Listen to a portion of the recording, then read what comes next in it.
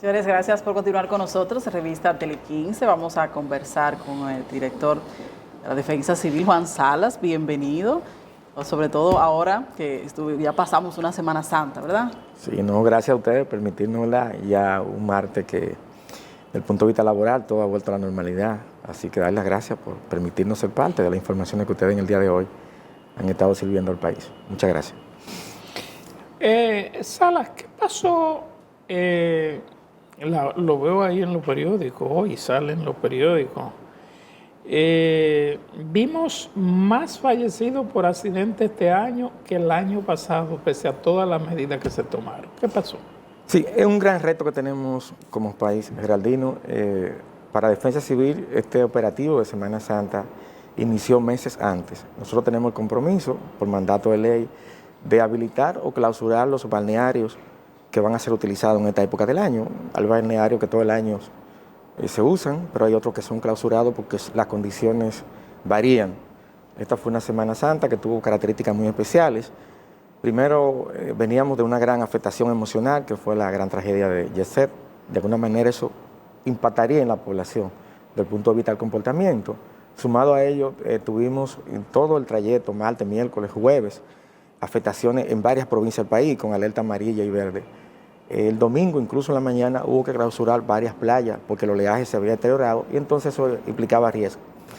El tema del tránsito sigue siendo una tarea pendiente que como país estamos trabajando. Nosotros somos parte de la mesa de articulación, conjuntamente con Intran, Interior y Policía y otras instituciones que estamos trabajando para garantizar esa seguridad que el país necesita en términos de las vías. Es importante saber que del gobierno se tomaron medidas importantes para garantizar que la vida de quienes iban en carretera, estuvieron en carretera, se desplazaron, millones de personas. Las estadísticas establecen que a mayor exposición a riesgo, entonces se incrementa la posibilidad de accidentes de tránsito. Es lamentable que en este caso de la motocicleta siguen siendo las principales víctimas y la razón es obvia. Violación a las normas, no portar el casco de protección, que es su casco de protección. Nosotros insistimos durante todo el trayecto de la Semana Santa y desde antes, enviando mensajes a aquellas personas que tenían que movilizarse, porque ya la motocicleta no es el mito que teníamos hace 15 años, que decíamos los motoconchistas, no. La motocicleta es una herramienta de trabajo de muchos padres de familia. El COVID, por ejemplo, abrió una gran ventana de empleomanía. Ya ningún colmadito, ferretería o farmacia puede prescindir del servicio de un delivery. Y eso implica entonces que en los pueblos también se expresa. La población dominicana está concentrada básicamente en 7 provincias, las que tienen más del 70% de la población. El Gran Santo Domingo tiene más del 35% de la población, entonces implica que tenemos mucha movilidad. Y cuando tú ves los números en frío, te das cuenta que esas cifras se expresan con la cantidad de personas que tenemos en poco espacio. De manera que nosotros apostamos a seguir trabajando y construyendo una cultura de prevención en esa dirección. El papel que ustedes hacen en los medios cuando tocamos estos temas, yo creo que ese mensaje llega a las madres cuando ven a sus hijos. Ponte el casco. Es lamentable que la mayoría de las víctimas que tenemos son jóvenes, son chicos que apenas su vida inicia y que en muchos casos siempre es lamentable, pero cuando se trata de un joven, mucho más lamentable para la sociedad. Salas, usted hace un rato mencionaba, hace unos momentos precisamente, la tragedia de Yeset. Precisamente en medio de esa tragedia y de otras que han pasado, las inundaciones de noviembre, eso se ha demostrado que el país necesita prepararnos mejor como Estado para enfrentar situaciones como esta. ¿Usted cree que realmente el país necesita prepararse en medio de esas situaciones que se han mostrado que quizás no se actuó de la manera correcta en el momento? No, lo primero que sí, yo creo que sí, que se actuó de manera correcta en el caso del Yeset.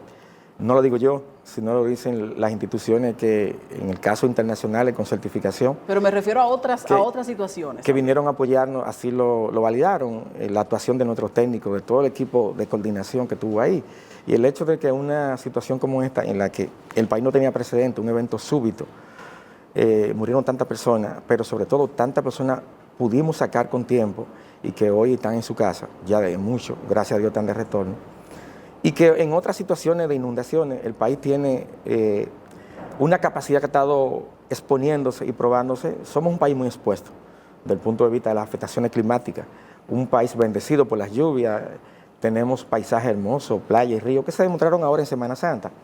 Pero en contravía con esto también somos un país muy expuesto porque estamos en la ruta de la tormenta, los huracanes. El año pasado fue un año de muchas afectaciones en provincias como Puerto Plata, que las lluvias iniciaron en mayo y terminaron en diciembre.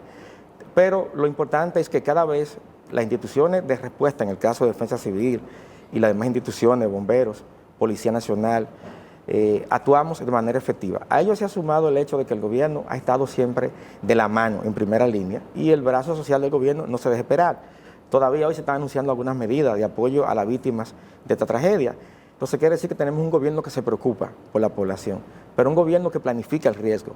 Nosotros hemos estado trabajando en esa dirección, mapeando aquellos lugares de vulnerabilidades, porque se establece que en materia de gestión de riesgo, donde se produce una inundación a partir del acumulado de lluvia, es posible que se pueda repetir. Entonces, ¿qué hacemos nosotros? Tomamos medidas.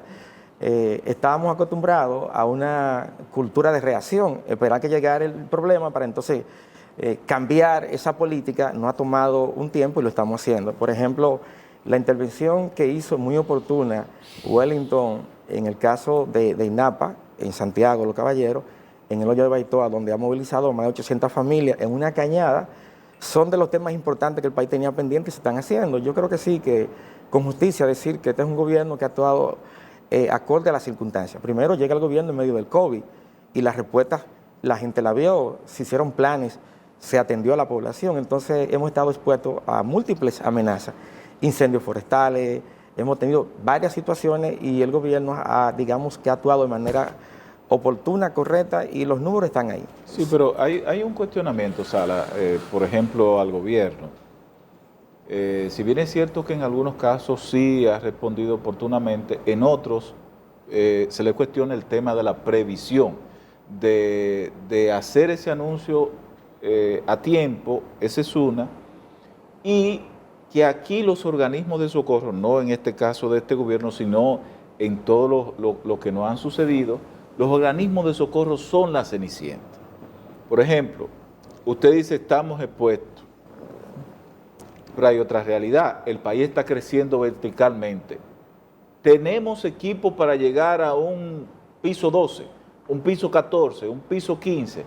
Por ejemplo, el caso IEC, la primera respuesta, sí, los organismos estaban ahí, pero teníamos cómo levantar, cómo rastrear vida en lo inmediato. La falta de equipo con los organismos de socorro. Mira, los países en vía de desarrollo como los nuestros tienen el gran riesgo. Por ejemplo, la ciudad de Nueva York, un sonido característico son las sirenas, las bocinas, porque son muchas las afectaciones que viven el día a día, los microaccidentes.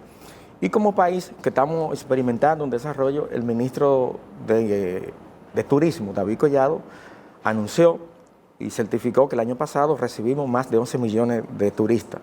Cuando tú le sumas eso a los 10 millones de habitantes del último censo, quiere decir que hemos duplicado la cantidad de personas que están en la playa, en los ríos, en la carretera. Entonces, esa alta exposición implica entonces un riesgo.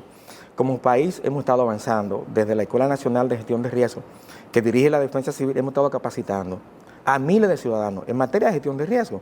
Como país hemos estado adquiriendo, al llegar a la institución, en este caso Defensa Civil, por la cual debo hablar y que dignamente represento, estos miles de voluntarios que no se hacen esperar en situaciones como esta, ustedes lo vieron, ahora en Semana Santa, y que mañana estarán capacitándose para poder atender cualquier situación.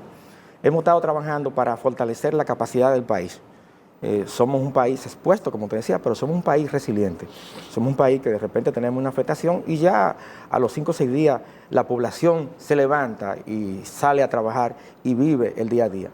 De manera que sí, el gran reto es cerrar esa brecha. Desde la Defensa Civil hemos estado trayendo herramientas novedosas con acuerdos internacionales. En noviembre, el año pasado, por ejemplo, hicimos anuncio de una aplicación que le va a permitir al ciudadano en tiempo real, primero, garantizar 2 cosas. Tú vas a anunciar cuál es tu situación en tu momento, me estoy inundando, hay un incendio, entonces garantiza que la ayuda llegue más rápido a la institución que debe responderte. Pero sobre todo que nos permite georreferenciar en el tiempo y saber que donde tú estabas se produjo una inundación. Entonces mapeamos esa información y nos permite saber cuáles son los lugares de posible afectación para cuando se producen los avisos y las alertas, saber que no simplemente son verde, amarilla y roja, sino cuáles son los barrios, los sectores, los pueblos de posible afectación en función de que la métrica establece que cuando tenemos un acumulado de lluvia en X lugar, se me va a inundar tanta vivienda o tanta cañada. Sala, ¿cuánto ¿Cuántos miembros activos, cuando digo activo es que le pagan, tienen la defensa civil? Sí, la defensa civil tiene una empleomanía, que son los servidores públicos, son técnicos que ustedes ven operando, pero la principal materia que tiene defensa civil son los voluntarios. Tenemos casi 16.000 voluntarios, que en épocas como Semana Santa trabajaron más sí, de... pero yo digo la defensa como institución. Sí, son empleados. 453... ¿Y quién le provee fondos? ¿Depende de la presidencia? Sí. La presidencia que les da el soporte económico. Sí, correcto. Ok. A propósito de la pregunta que decía, el presidente en varias ocasiones ha dicho que es el momento de que instituciones como Defensa Civil pasen de ser la cenicienta a convertirse en lo que hace tiempo debieron ser. Es una cultura que hay que romper. Pero no debería tener entonces independencia económica. Para un organismo que si lo vemos así abiertamente, es un organismo que no es oficial, es un organismo donde participa todo el mundo. Entonces, debía tener un presupuesto independiente, algo independiente. Porque ¿cuánta gente aquí no tiene un presupuesto independiente y no hacen nada? No sé. Sí, nosotros tenemos un presupuesto en la defensa civil, ¿verdad? Un presupuesto y que el presupuesto ha estado, este gobierno lo ha estado... Pero se lo asigna en la presidencia de la República. Lo ha estado engrosando, por ejemplo, al llegar a la institución, en nuestro caso, hace alrededor de 3 años y algo, 3, 4 años, nos encontramos con la siguiente situación. Los directores provinciales, una gran parte, casi el 40%, no tenían vehículos para movilizarse. En el día a día, en situación de emergencia, tenían que solicitar a otra institución que le prestara una camioneta, un vehículo. Ya todos los directores de la provincia del país, de todas las provincias, tienen por lo menos una camioneta. Hay provincias que tienen hasta 3 vehículos, que del gobierno, el presidente de la República ha ordenado y lo hemos adquirido. Hemos estado comprando ambulancia, equipamiento, porque cuando hay una respuesta, lo establecen los protocolos que los técnicos deben tener su ambulancia en caso de que tengan una afectación para ser atendido en ese momento. Son parte de los protocolos. Hemos estado cerrando esa brecha. Insisto, es una cultura porque nuestro país se dio una ley. ¿Y no se creó un fondo para los organismos de socorro? Existe un fondo nacional para emergencia. Ajá. El tema tiene que ver con la creación de un fondo, que estamos en ese proceso, para la prevención. Ya los organismos internacionales, Naciones Unidas, hace tiempo han dicho, más de 15 años, que cuando tú inviertes $1 en prevención, te ahorra 10 en respuesta. Y eso quiere decir que cuando tú conoces un riesgo, tú tienes que trabajar para mitigar ese riesgo, para cuando tú te expones a ese riesgo, reducir entonces la afectación. Esto implica que como país tenemos que trabajar en inversión en esa dirección. Por eso llamaba la atención la inversión que se hizo, por ejemplo, en varias zonas muy importantes, aquí en Cristo Rey, la inversión que se hizo era una caña abandonada y ya se ha convertido en un parque de diversión. Un parque, sí. Y eso es importante porque tú mitigas una situación que se puede convertir en un hecho consumado de riesgo para los vecinos. De manera que sí, que el país necesita cambiar esa cultura reactiva de aparecer cuando hay situaciones, y Defensa Civil está trabajando eso. ¿Están contemplando ustedes quizás a futuro algunos beneficios para que sea más atractivo para algunas personas pertenecer a la Defensa Civil como voluntariado para diferentes? Sí, me sonrío porque sé que los voluntarios que me están mirando se sienten alegres con tu pregunta. Claro. Porque ellos son merecedores de eso y más. Mira, al llegar a la institución entendíamos que había que dignificar esa reserva moral que tiene el país. Defensa Civil va a cumplir ahora, en 2 meses, 59 años de existencia. Estamos hablando de 1966, una institución que tiene presencia en todo el país. Tenemos un director en cada provincia y tenemos 347 estaciones. Ustedes ven que, por ejemplo, próximo a un peaje hay una estación. Son personas que viven por ahí en esa comunidad, se convierten en estación y aparecen ese día. Pero así, próximo a los balnearios, a los ríos, no es que enviamos personas de un pueblo, es que los mismos de ese pueblo se convierten en brigadistas, se capacitan y son los que están atendiendo a la población. Entonces, estas personas son merecedoras de ese respaldo que el gobierno ha estado dando. Hemos estado ingresando a los planes sociales del gobierno, a nuestros voluntarios. Es un proceso, porque hay personas de estas que hay que... muchas personas hay que primero legalizarla desde el punto de vista de un carnet, de un documento, y del gobierno existe esa política de poder ser asumido por los planes sociales del gobierno, de Supérate y otras instituciones. Estamos trabajando, y es una propuesta que hemos estado desarrollando con el Metro y la ONSA para que nuestros voluntarios sean merecedores de poder montarse en el Metro y la ONSA sin tener que pagar, porque son servidores voluntarios, no son servidores públicos pagados. Entonces, es una labor que nosotros nos hemos comprometido para que nuestra gente se movilice. ¿Y en planes de estudio? Sí, y los planes de estudio. ¿Con becas, por ejemplo? Sí, también hemos recibido becas, por ejemplo, de ITLA, y agradecemos al rector Rafael Félix. Con Infotec estamos cerrando un convenio para que nuestros voluntarios en los pueblos puedan ingresar a las ofertas que tiene Infotec. Sí, pero con las universidades también, porque el Infotec es gratis, el ITRE es gratis, pero en las universidades debería el gobierno a través de la MESI facilitar. Sí, también tenemos convenios con algunas universidades, en el caso de la Universidad del Caribe, tenemos convenios. Estamos trabajando en esa articulación donde el sector privado de alguna manera está presentando su brazo solidario, y creo que sí que estos chicos, hombres y mujeres, adultos, aquellos que ahora en Semana Santa, los más jovencitos, dejaron a su novia y a su novia, Geraldino, para acompañar a otros jóvenes. Claro. Entonces son ángeles, son héroes. Y los más adultos, cuando tenemos amenazas, dejan su familia. Pero el presidente los recibió. ¿Y qué se comprometió el presidente? Sí, no, a eso que te decía anteriormente, ya todas las estaciones tienen, la provincia tienen un vehículo, hemos estado recibiendo equipamiento, hemos estado recibiendo aportaciones de organismos internacionales. Desde Presidencia se nos apoya. Ustedes ven que los voluntarios, por ejemplo, tienen una carpa, en muchos casos moderna, estamos trabajando en eso. Es un proceso. Eran muchos años que teníamos ni siquiera de abandono, sí. Y nosotros entendemos que paso a paso vamos a lograr convertir la defensa civil en lo que debió ser hace tiempo. ¿Ustedes no han hecho ningún contacto o no han planificado hacer gestiones a nivel internacional de manera que los miembros de la defensa civil se puedan capacitar a nivel internacional con las últimas tecnologías de rescate, de auxilio, de ese tipo de cosas? Y se lo digo porque aunque estamos muy distantes de eso, estaba viendo un video ayer de en China, unos drones apagando unos incendios, sí, en unos pisos, en los últimos pisos, los últimos niveles, pero era con drones que lo estaban apagando, unos chorros de agua que apagaban todo. Sí. Y yo digo, bueno, pero, por ejemplo, en el caso particular tenemos relaciones buenas con China, sí, diplomáticas y comerciales, con Estados Unidos, sí, con todo, sí, el mundo. Sí. No sería factible hacer contacto a nivel internacional de manera tal que miembros, sí, de la defensa, sí, civil. Sí, es correcto. Esta situación que el país vivió los últimos días y a la que estamos expuestos, como decía, encuentra la defensa civil presidiendo un organismo regional de Centroamérica y el Caribe, donde 7 países somos miembros, que es CEPRENAT, el director de defensa civil, que es el presidente de la Comisión Nacional de Emergencia, en este momento el presidente pro tempore por un año. Nosotros de esa posición estamos articulando algunos convenios. Un grupo de jóvenes rescatistas me acompañó en febrero del año 2023, viajamos a Panamá, duramos varios días capacitando, y escenarios como ese que ustedes vieron ahí en el YC, ellos participaron. Entonces hemos estado formando, a mí me acompañaron 55 miembros nuestros. Estamos hablando de 24 civiles y alrededor de 22 militares.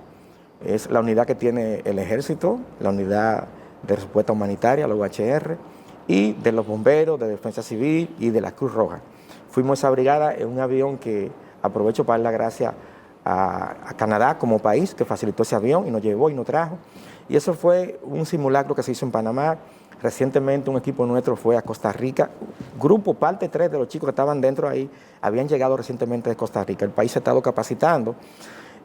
Justamente el embajador de China, me vi en una recepción que hizo el embajador de Japón y nos ratificó el hecho de que nos va a seguir apoyando con capacitación. Nuestros jóvenes van ahora, 2 jóvenes van a China a capacitarse. De la embajada norteamericana hemos recibido respaldo con el proyecto como USAID, donde equipos nuestros se han capacitado en los últimos años. Y sí, la cooperación, en el caso de la Unión Europea, que ha creado el gran centro que tenemos nosotros, que es un centro tecnológico, el Sistema Integrado Nacional de Información, donde aquí recopilamos muchas informaciones que entonces las convertimos en productos como este. Este es un código QR, donde aquí levantamos cada uno de los albergues que se van a utilizar, por ejemplo, ahora en la temporada ciclónica, pero aquí están los balnearios que utilizamos en esta Semana Santa. Aquí, en ese código QR, hay alrededor de casi 500 albergues habilitados. Okay. Y balnearios. Entonces, este tipo de aportación, en el caso de la Unión Europea, que hizo una gran inversión en defensa civil, creó todo un sistema. Ustedes cuando van a los medios no ven, que son una pantalla, y le damos seguimiento a las diferentes situaciones que pudiéramos tener, las presas, la carretera, medio ambiente, cuando tenemos dengue. Entonces, la cooperación ha sido, digamos que, piadosa con nosotros, bondadosa.